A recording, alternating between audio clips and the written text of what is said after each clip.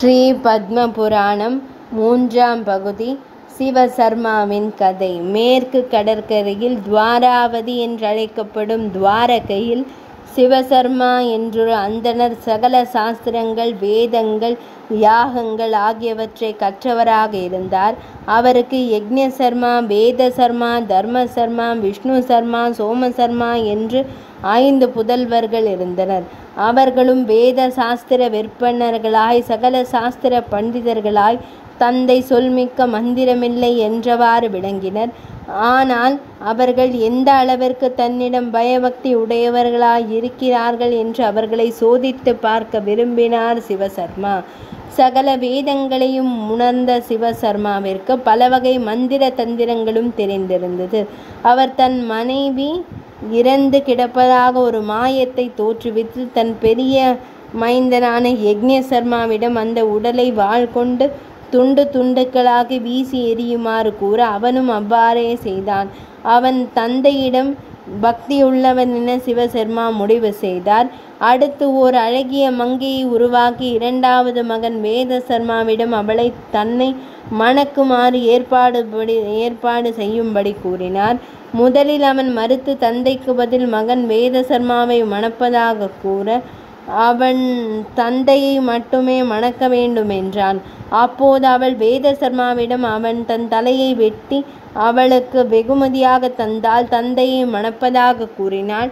அவனும் அவ்வாறே செய்ய அந்த மகனும் தன்னிடம் பக்தி உள்ளவனே என நிச்சயித்தார் சிவசர்மா. வேதசர்மாவின் தலையை கொய்து 3வது மகன் தர்மசர்மாவிடம் கொடுக்க அவன் தர்மதேவியதையை பிரார்த்தித்து வேதசர்மா உயிருடன் எழுமாறு வரம் பெற்றான். வேதசர்மாவும் தர்மசர்மாவும் தந்தையை வணங்கினர். எனவே 3வது மகனும் தன்னிடம் பக்தி உள்ளவனே என்று சிவசர்மா எண்ணினார். பின்னர் 4வது மகன் விஷ்ணு சர்மாவை சோதிக்க அவனிடம் தான் ஒரு அழகியை மணக்க விரும்புவதால் தேவலோகம் சென்று இந்திரனிடமிருந்து அமிர்தம் பெற்று தனக்கு கொடுத்தால் முதுமையும் நோயும் நீங்கும் என்று கூற அவனும் தேவலோகம் சென்றான்.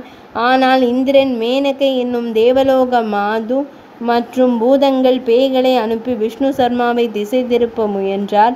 எதிலும் தன் உறுதி மாறாமல் இருந்த அவன் நிலையை மெச்சி அவனுக்கு அமுதம் கொடுக்க அவனும் தந்தைக்கு அமுதம் கொண்டு வந்து கொடுத்தான்.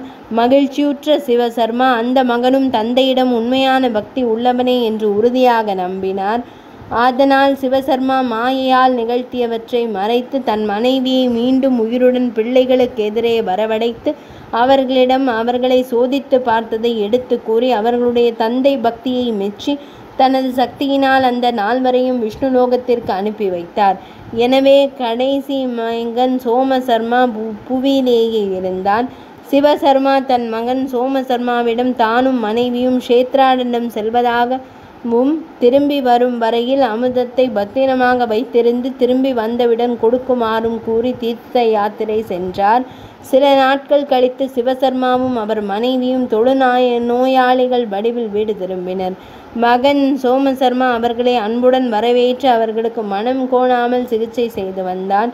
சிவசர்மா அமிர்த கலசத்தில் இருந்து அமிர்தத்தை மாயமாக செய்து தன் மகனிடம் அமிர்த கலசத்தை கொண்டு வருமாறும் அதன் மூலம் அவர்கள் நோயிலிருந்து விடுதலை பெற முடியும் என்றும் கூறினார். ஆனால் சோமசர்மா சென்று பார்த்தபோது கலசம் காலியாக இருந்தது. அவர் தந்தை மீதுள்ள பக்தியின் மகிமையால் கலசம் அமிர்தத்தினால் நிறையும்படி செய்து அதை கொண்டு வந்து கொடுத்தார். சிவசர்மா அவனது பக்தியை மெச்சி தானும் தன் மனைவியுடன் விஷ்ணு லோகம் அடைந்தார். பின்னர் சோமசர்மா தபம் செய்ய வனம் சென்றார். அவன் தவத்தை கெடுக்க அரக்கர்கள் முனைந்தனர். அரக்கர்களை கண்ட அவன் அச்சத்தினால் மரணம் அடைந்தான்.